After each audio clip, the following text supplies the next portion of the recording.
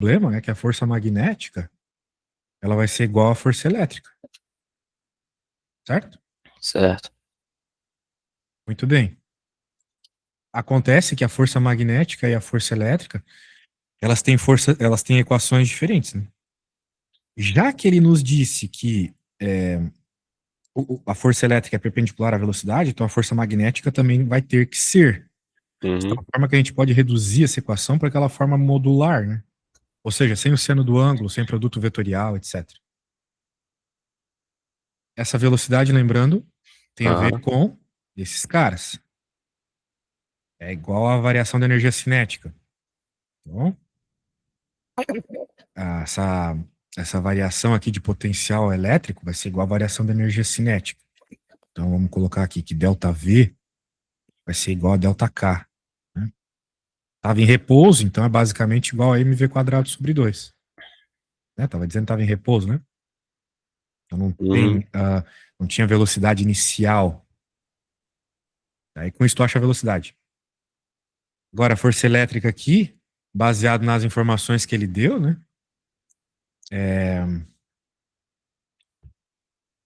Bem, ele não deu, vamos dizer assim, informações diretas do campo elétrico, né? Mas ele deu essa distância. E ele deu também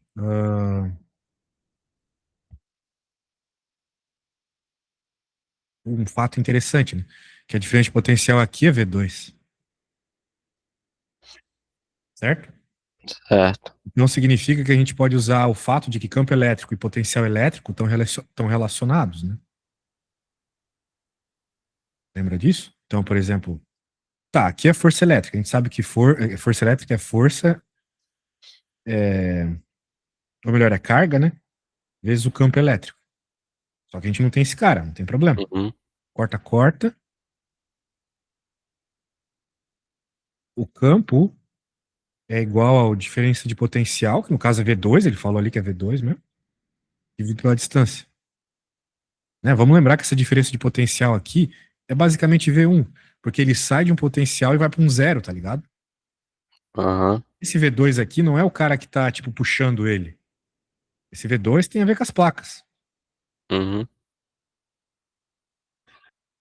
Então, o que o problema pedia mesmo? Qual é, qual é o valor do campo, né? Então é só isolar o campo, beleza? Ele quer esse cara aqui. Uhum. Então, o V2 é o enunciado deu, a D também, V não deu, só que V tu encontra nessa equação. Pegou a ideia? Não é difícil, né? Peguei. É um problema que dava para desenhar. E esse problema aqui, os professores de física são tarados. Isso eu posso dizer com propriedade porque eu sou professor de física.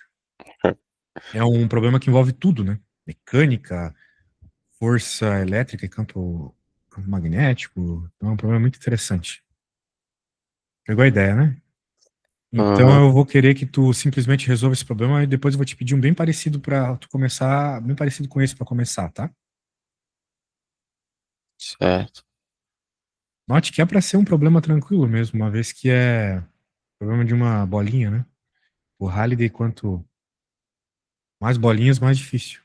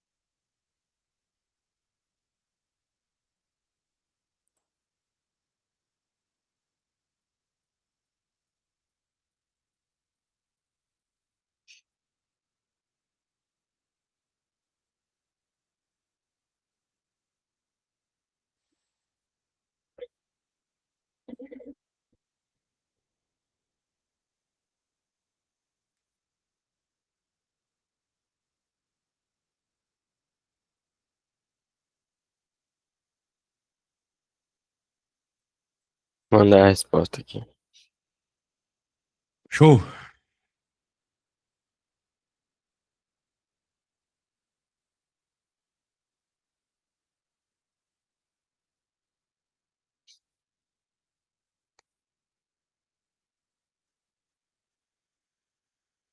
Vamos ver aqui. Você achou esse campo magnético e não colocou a unidade. A unidade é Tesla. É...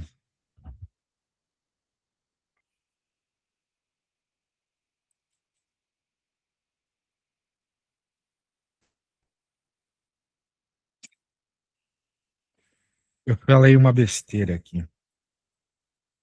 Porque, beleza, uma coisa é energia cinética, outra coisa é o potencial elétrico, né?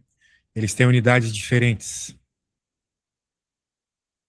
Tinha que ter carga multiplicando aqui, esqueci disso. Mas se tivesse a carga multiplicando, tua resposta estaria certa, beleza? Certo. É porque potencial elétrico não é energia, certo? Potencial elétrico é outra coisa, é volt. Só que volt vezes carga dá energia, né? Então faltou isso. Só isso, de resto tudo certo. Então até daria para multiplicar aqui se tu quisesse e tal, né? Mas, na verdade é dividir, né? Eu acho que se tu dividisse, chegaria na resposta direto. Não, não, multiplicasse. Não, não sei. Tem que confirmar. Mas fazendo as contas, tem que confirmaria, né?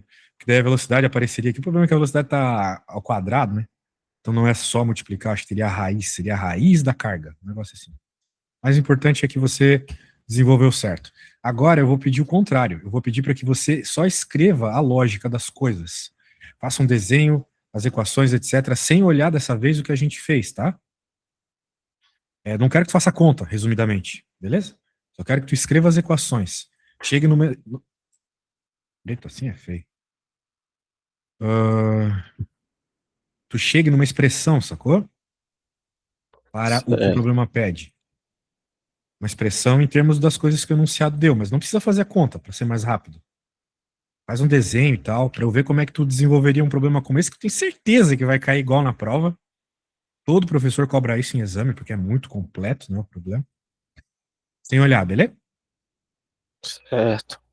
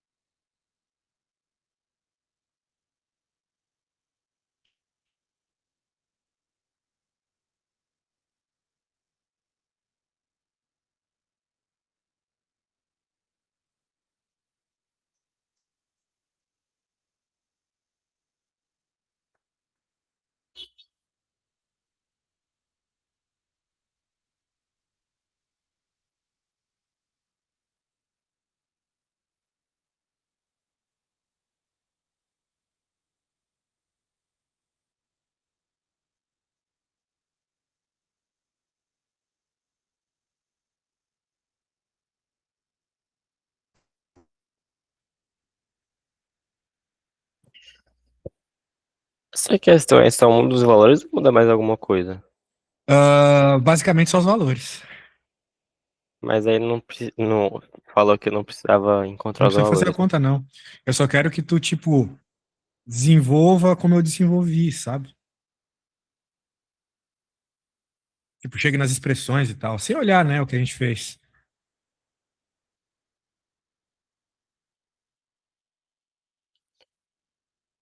No caso, então, eu encontrei aqui o campo magnético. Encontrou uma expressão para o campo magnético. É,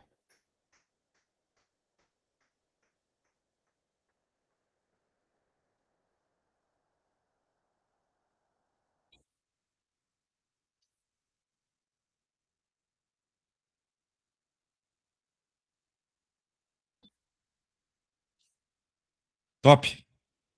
Tem outra aí para nós? deixa eu ver aqui.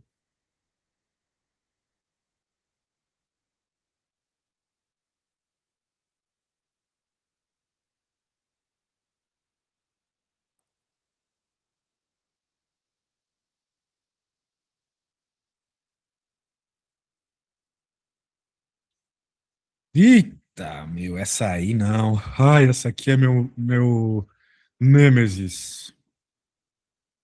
Porque fazer Biosavar é uma merda, cara. Equação de Biosavar é um saco, é uma lei de Coulomb complicada. Né, o módulo do campo magnético no ponto P1. É o que ele quer. Né? E por que tem um P2 aqui também?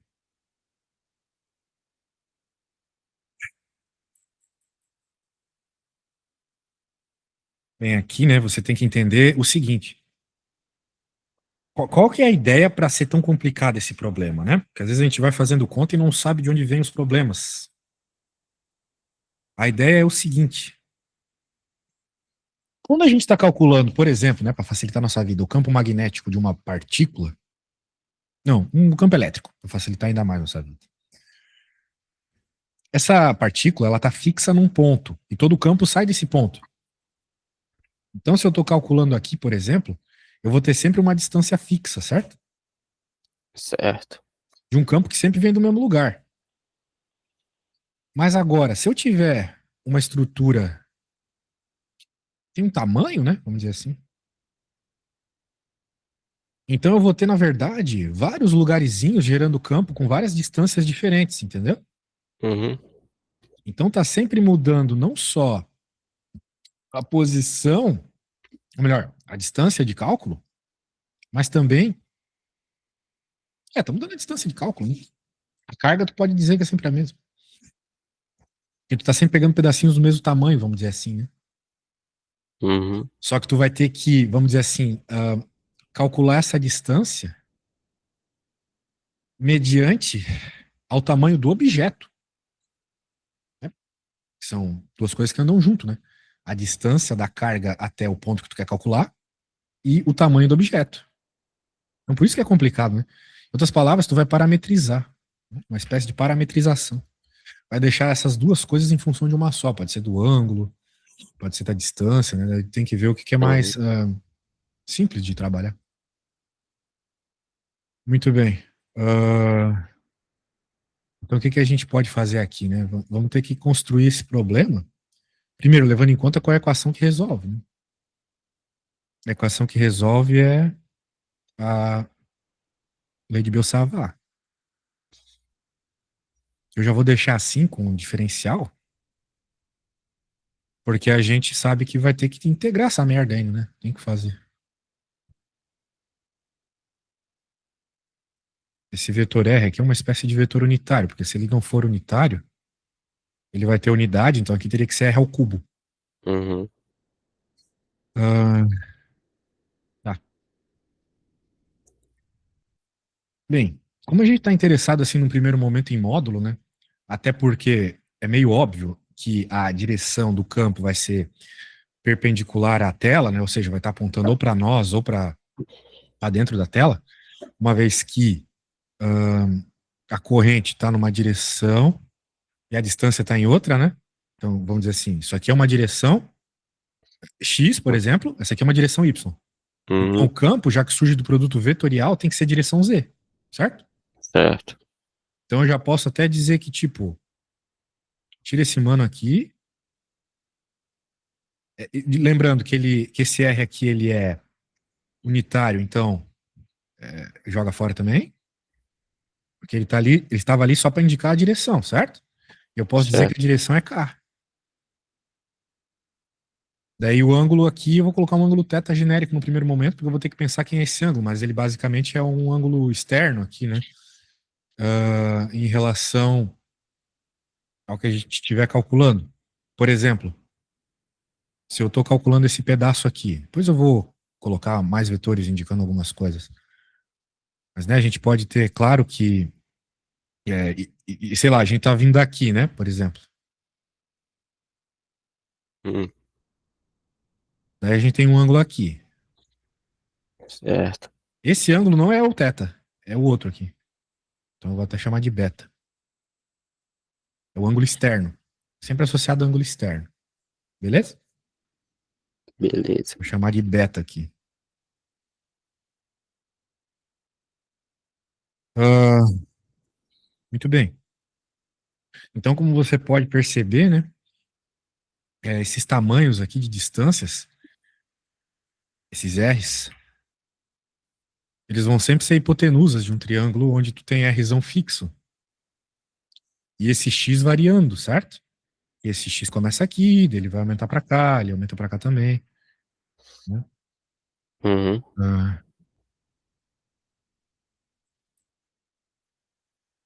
veja, se ele está no ponto médio, ajuda, né? Porque a gente depois pode multiplicar por 2. É aquela mesma história lá, né? Tu tem aqui um campo, né? Vamos dizer assim, mas ele vai sempre se anular, certo? Porque tem outro cara Uhum. do outro lado. Só que com a Certo. direção ele cresce, né? Que a direção R. A gente vai poder dizer que é 2 vezes o valor nessa direção. Beleza? Beleza. A coisa é, a gente vai se preocupar só por um lado. O outro é análogo, aí a gente joga fora. Multiplica por 2. Que mais? Bem, agora a questão é pegar esse R aqui. Quando a gente fez lei de Coulomb, tu conseguiu pegar ele bem, né? A gente pode pensar assim que o Rzinho ao quadrado, né? Ele é igual a Rzão ao quadrado, mais essa variação de x aí ao quadrado. Mas eu vou chamar de x por enquanto. Esse Certo. ds aqui, note, ele é o ds onde a corrente corre, ou seja, é a estrutura mesmo. Claro, a gente tá falando da carga, né? Então, Uhum. esse aqui eu vou acabar chamando ele de dx. Só para deixar bem claro para nós aí, né? Beleza.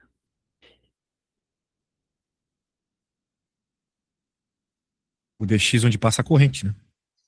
Uhum. E o seno de beta, bem, daí tu tem que fazer alguma trigonometria para pegar esse cara, né? Agora,